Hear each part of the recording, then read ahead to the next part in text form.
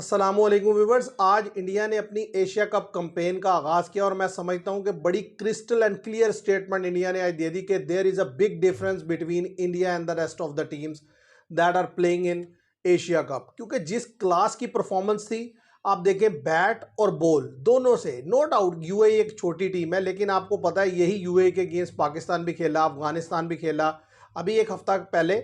और ऐसा लगता था कि कहीं ना कहीं यूएई मैच फंसा लेता था, कहीं बॉलिंग में फंसा लेता था, कहीं बैटिंग में फंसा लेता था। पिच डिफरेंट थी, लेकिन जिस तरीके से प्रोफेशनल क्रिकेट खेली है और इंडिया ने बताया कि भाई वो नंबर वन साइड T20 की ऐसे ही नहीं है। आप देखें कि उन्होंने हर बॉक्स जो है वो टिक किया और मैं समझता हूं कि ये सबसे बड़ी जो थ्रेटनिंग स्टेटमेंट है ये पाकिस्तान के लिए है कि पाकिस्तान को उन्होंने ये स्टेटमेंट दी है इस मैच के थ्रू कि भाई आपकी गेम और हमारी गेम का एक वाज़ेह डिफरेंस है। और वो डिफरेंस कैसे नज़र आता है कि देखिए, हम यूएई के अगेंस्ट खेल रहे थे फंसे फंसे, अगर मैच जीत भी रहे थे तो वो 130-40 रन कर जाते थे। यहाँ क्या हुआ कि 57 रन पर उन्होंने पूरी जो उसकी टीम है यूएई की उसे बोल्ड आउट कर दिया। और सबसे जो खतरनाक बॉलिंग की वो कुलदीप यादव ने की, जिन्होंने 2.1 ओवर्स में 4 विकेट्स लिए 7 रन देके। अदरवाइज जो बाकी बॉलर थे वो भी ऐसे ही थे, ऐसा नहीं था कि उन्होंने कोई रन दिया जा रहा है 57 पर तो पूरी टीम को आउट कर दिया। लेकिन ये वो बॉलर थे कि जो बॉलिंग करने आए तो यूएई उस वक्त थोड़ा फिर भी लग रहा था कि 46 फॉर 2 थे, लेकिन इनके आने के साथ ही वही हाल हुआ जिस तरीके से मोहम्मद नवाज ने अफगानिस्तान का किया था कि यूएई को समझ ही नहीं आई।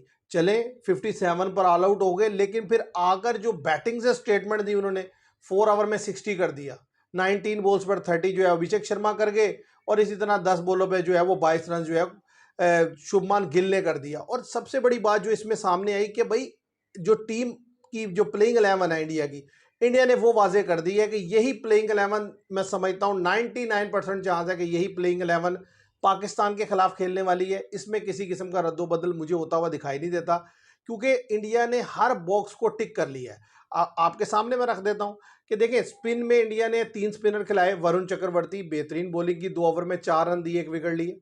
इसी तरीके से अक्षर पटेल ने 3 ओवर किए, 13 रन दिए, 1 विकेट ली। और उनके साथ साथ कुलदीप यादव एक्सीलेंट बॉलिंग। ये 3 बॉलर स्पिनर जो हैं ये पक्के हैं, ये पाकिस्तान के खिलाफ भी खेलेंगे। और फास्ट बॉलिंग की अगर बात कीजिए तो फास्ट बॉलिंग में जसप्रीत बुमराह, उन्होंने पहली विकेट ली, जबरदस्त। शुरू में थोड़ा सा एक आधे ओवर में लगे, लेकिन उसके बाद उन्होंने कमबैक कर लिया। हार्दिक पांड्या, उन्होंने 1 ओवर किया, 10 रन दिए। वो कंसर्न हो सकते थे, लेकिन उनकी उस जो कमी को पूरा किया शिवम दुबे ने। शिवम दुबे खेल रहे थे, उन्होंने 2 ओवर में 3 विकेट निकाल दिए।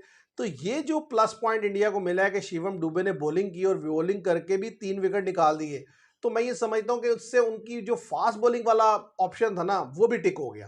क्योंकि अदरवाइज अगर हार्दिक पांड्या होते और साथ ही साथ बुमराह होते तो ये पॉसिबिलिटी थी कि जो 8 ओवर उन्होंने करने थे तो उसमें आप जो है हार्दिक पांड्या को टारगेट कर सकते थे कि ठीक है जी, हालांकि वो हल्के बॉलर नहीं है, लेकिन फिर भी आप किसी ना किसी हद तक उन्हें टारगेट कर सकते थे। लेकिन यहां पर उनके पास एक और अपॉर्चुनिटी आ गई, एक और बॉलर आ गया उनके पास, और वो था शिवम दुबे, और उन्होंने भी बेहतर बॉल कर दिया। अब इंडिया के पास ये ऑप्शन है कि 3 स्पिनर और एक प्योर फास्ट बॉलर और 2 मीडियम पेसर ऑलराउंडर। अब इससे बैटिंग डेप्थ भी बढ़ गई, बॉलिंग भी बेहतर हो गई, और स्पिन तो है ही जबरदस्त।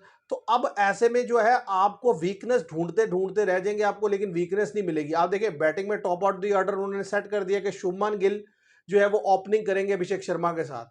तो इसका मतलब है 1 डाउन या तो संजू सैमसन आएंगे और 2 डाउन जो है वो सूर्य कुमार यादव आएंगे। तो 4 तो ये हो गए। नंबर 5 पे जो है वो तिलक वर्मा बैटिंग करेंगे। नंबर 6 पे जो है शिवम दुबे होंगे। नंबर 7 पे हार्दिक पांड्या होंगे। नंबर 8 पे अक्षर पटेल होंगे। अब आप अंदाजा करें कि 8वें नंबर पे जो बैट्समैन आ रहा है वो प्योर बैट्समैन है। अक्षर पटेल को आप किसी सूरत भी हल्के में नहीं ले सकते। तो इन्हीं चीजों को देखते हुए मैं ये कहता हूं कि पाकिस्तान के लिए क्लियर स्टेटमेंट है कि भाई आप रेडी रहें। अब पाकिस्तान को यह देखना है कि हमने अगर इंडिया के अगेंस्ट कंपीट करना है या उसको बीट करना है तो हमें अपनी गेम को मजीद इन्हेंस करना होगा, और लड़कों को मजीद रिस्पॉन्सिबिलिटी लेनी होगी, और ज़्यादा हार्डवर्क करके आना होगा, और बेहतर से बेहतर क्रिकेट खेलनी होगी। और जिस लड़के को गेंद नजर आए उसे गलती नहीं करनी, तब जाकर आप इंडिया के अगेंस्ट कंपीट कर सकेंगे। आज मैच में एक चीज़ ये भी वाज़ेह नजर आई कि देखिए 26 पर पहली विकेट गिरती है यूएई की, और 3 ओवर में वो 26 रन बना लेते हैं। अब उसके बाद होता क्या है कि जैसे ही 46 पर जाकर या यानी कि 6 ओवर में या 7 ओवर में 46 फॉर 2 होते हैं यूएई के, लेकिन जैसे विकेट गिरना शुरू होती है तो आप अंदाजा करें 46 फॉर 2 और अगले 11 रन पे पूरी टीम आउट। तो जो बड़ी टीम होती है ना, उनके अंदर होती है किलिंग इंस्टिंक्ट, कि वो जब सामने वाले को दबाते हैं ना, फिर उठने नहीं देते। ये सबसे बड़ी क्वालिटी होती है। देखिए 46 फॉर 2 थे वहां, मैं भी सोच रहा था कि शायद 100 कर जाएगा यूएई, 110-20 का टारगेट देगा, लेकिन उसने फिर बिल्कुल इंडिया ने बेबस कर दिया ना, रन्स दिया, विकेट पे विकेट, विकेट पे विकेट, हर ओवर में 2 विकेट, 1 विकेट करते करते 57 पे सारी टीम को आउट कर दिया। और वाजे तौर पर एक चीज नजर आई कि टॉस जीतकर इंडिया ने खुद बैटिंग नहीं की, इंडिया ने उन्हें बैटिंग करवाई।